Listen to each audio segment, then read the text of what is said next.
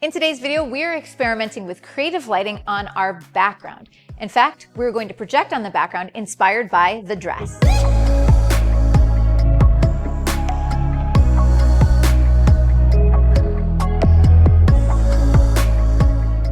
Hey everybody, Lindsay Adler here. In my studio photography, I'm always trying to find new ways to add a little bit more creativity to my shots. And if you follow me on YouTube, you've likely seen one of my favorite recent techniques. I love experimenting with taking a digital projector and then projecting onto the background. And I have made so many creative images where I'm actually projecting scenes, everything from a starry sky to a cinematic environment. And today what we're going to do is we're actually going to be inspired by the wardrobe. I wanted to find a way to make a shot of a red dress different than I've done in the past. So the easy way out for me would be to see this beautiful red dress and then shoot her on a red background, make it red on red. I love that technique, but I've definitely done it before. So how can I try something new? How can I create something even more graphic? So here's what we did for this shot. We actually photographed the pattern of the dress. And then I brought it into Photoshop and I inverted the colors. So rather than being a red pattern on black, which is what the dress is, I switched it around and we have a black pattern on red. Now, we could definitely have shot the original pattern, but we were thinking it would make it a little bit more graphic, add a little bit more separation. So that is our starting point. We are taking the wardrobe to inspire the background, and instead of having a plain old seamless paper, we're going to make it even more interesting. So what I want to do is I want to walk you through a couple of the techniques in order to get this shot to work, including exposure and unifying color with the scene. So we're going to begin with the most important light, which is our projector. You have to base the exposure on the projector because it's going to be the least powerful light in the scene. We're going to be using that as our continuous light, and I'm going to be mixing it with strobes today. So to begin with, what I usually do is I put my camera on exposure simulation. That allows me to determine the exposure of the projector, and then I dial my lights up or down to match that exposure. A couple of things I'm considering though is I want to make sure that the background isn't really soft and out of focus. So I don't want to shoot at 2.8, for example. So I'm going to start with my camera at f8 and around 1/100th of a second. I don't want to go any slower than that because if I go slower, I'm sure to have some camera shake. But I definitely don't want to exceed my camera sync speed, which is 1/200th of a second. So where I'm going to start is to figure out what the correct exposure is by varying my ISO. So I know my shutter, I know the aperture I want. Let's figure out what the right ISO is going to be. Okay, so I ended up at ISO 1000. Now I remember when I first started in photography, that would be unheard of, but with our digital cameras, that high ISO is still really clean. And if there's a little noise I don't want, there are so many programs that will clean it up in an instant. So I think this is a great place to start. And then I need to layer on my strobes.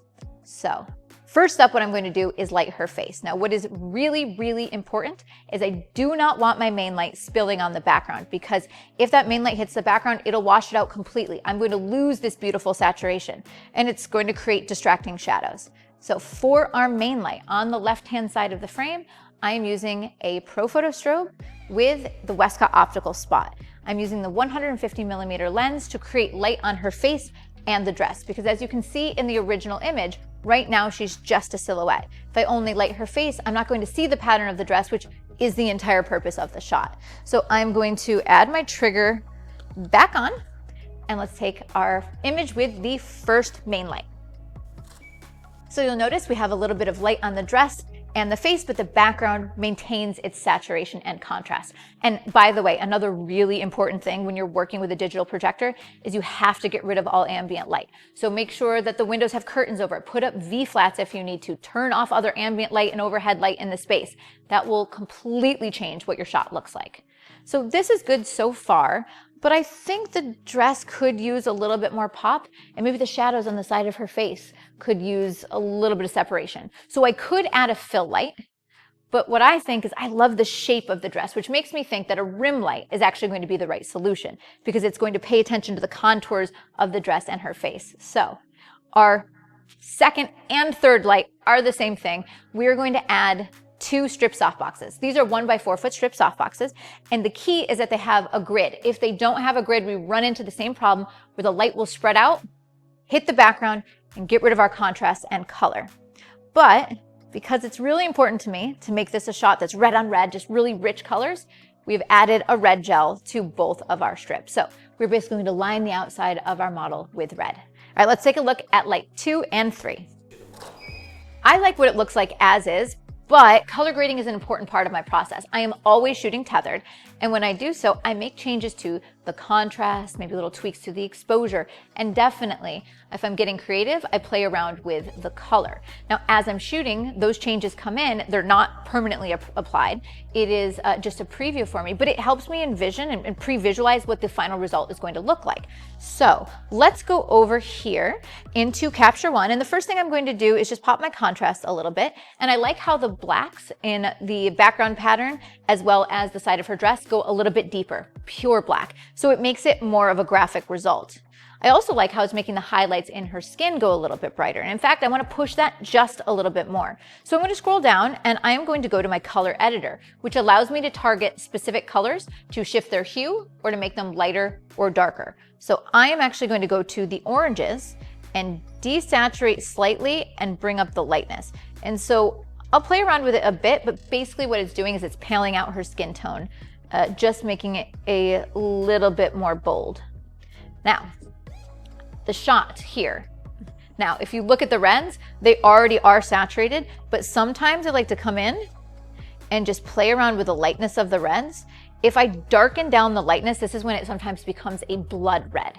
Now, I like what it did to the background, but not as much to the dress. So this is where, when I'm picking my final image, I'll probably go in and do a little bit more targeted, a little bit more localized adjustments. So for example, I'll target just the background using a selection with an AI smart selection. So for example, I can create a new layer. I can grab the AI brush, select the background, and now go to my reds and darken them down. And the dress will maintain its same exposure, the same color, but the background becomes more blood red. So those are the types of adjustments that I'm not usually creating when I am tethering, but I know I'm going to do later on in the process. So now let me copy that adjustment, apply it back down, and all of the images that I will create are going to have that processing. Now, before we shoot, I want to give you just one more piece of technical advice, and that has to do with your lens. You definitely want to grab a zoom lens for this technique. And the reason being is when you're using a projector, you're usually not able to cover a huge area. Like right now, this is pretty big, but even so, if I have my subject moving and posing a lot, she's actually going to kind of go off the edge of the frame, go off the edge of the projection. So in order to make her fit, what I do is I narrow my field of view. And that's where a zoom lens comes into play. I back up and zoom in. It compresses her on the background and makes it easier for her to fit.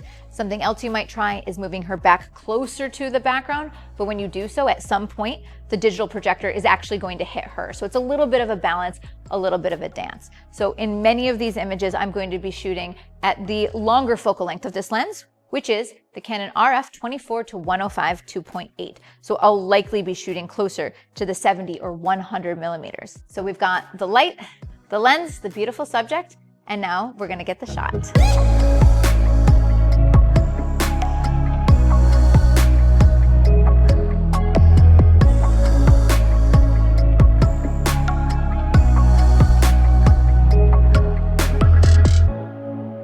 Whenever you're in the studio, you don't have to feel like you only have very basic choices of background, seamless paper or canvas. Instead, you can make your backgrounds much more creative with techniques like this.